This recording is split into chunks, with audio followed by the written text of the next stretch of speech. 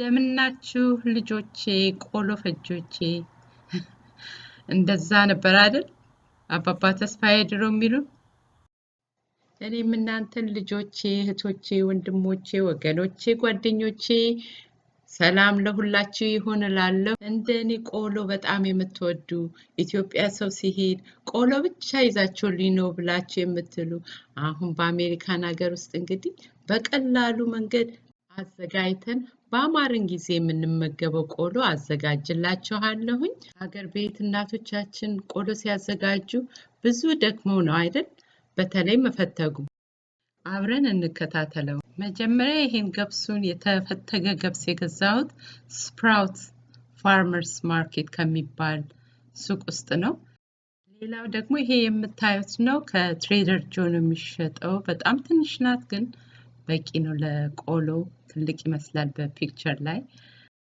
ዛሬ የተጠቀምኩት ገብስ ከስፕራውት ፋርመርስ ማርኬት የተገዛውን ነው መጀመሪያ ገብሱን ከ3 እስከ 5 ደቂቃ ድረስ በውሃና በጨው አበስለዋለሁ ከዛ በኋላ አሁን በእሳቱ ላይ እሳቱን በጣም ቀንሼ በትዕግስት አማስለዋለሁኝ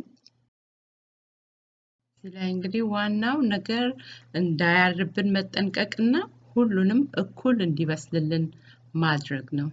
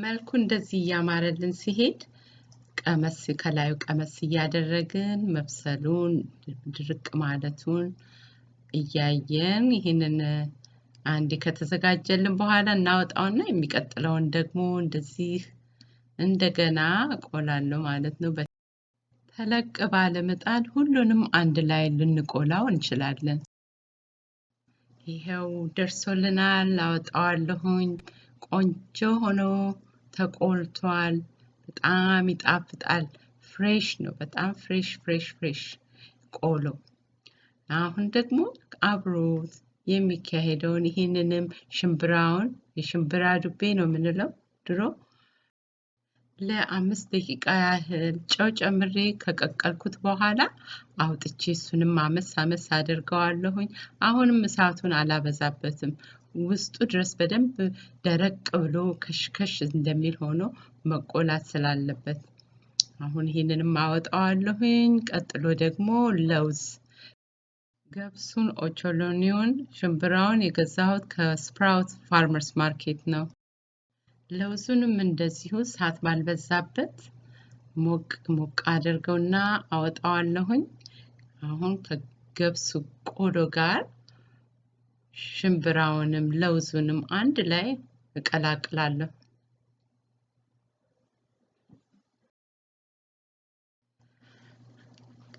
ቅቤና በርበሬ እንደዚህ ቀለጥ አድርጌ አንድ የሻይ ማንኪያ አደርግበትና ሁሉንም እለውሰዋለሁኝ እንደዚህ እኩል አዳርሼ በቅቤ ፋንታ ደግሞ ጥሩ የወይራ ዘይት ከበርበሬ ጋር ልንጠቀም እንችላለን። ይሄን የመሰለ የገበታ ሰፌድ እንዳይበላሽ ደግሞ ሰሃን ላዩ ላይ እናስቀምጥና በላዩ ላይ እንደዚህ አቀርበዋለሁ። በጣም ቆንጆ ነው። እንዲህ ፍሬሽ የሆነ ቆሎ ሰርተን መመገብ በጣም ደስ ይላል። የተረፈንን ደግሞ ወዲያውኑ በጠርሙስ ውስጥ አሽገን እንዴት እንደምናስቀምጠው ባለፈው ቪዲዮዬ አሳይቻችኋለሁ። ክድን አድርገን አስቀምጠን በፈለግንበት ጊዜ ወጣ አድርገን መመገብ እንችላለን። ሌላ አዘገጃጀት ካላችሁ በኮሜንት ላይ አሳውቁን። እንግዲህ ምን ቀረኝ?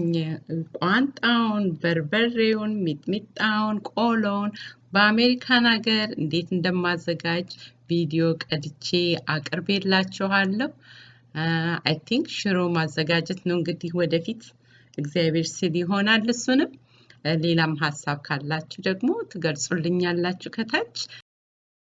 ሌላ ቻናል ማርቲዬ ካን ኩክ የሚል የእንግሊዘኛ ቻናል ስላለኝ እናንተም ሰብስክራይብ አድርጉ። ለልጆቻችሁም ልጆች ያላችሁ ደግሞ ሰብስክራይብ እንዲያደርጉ አስተዋውቁት ያን ቻናል።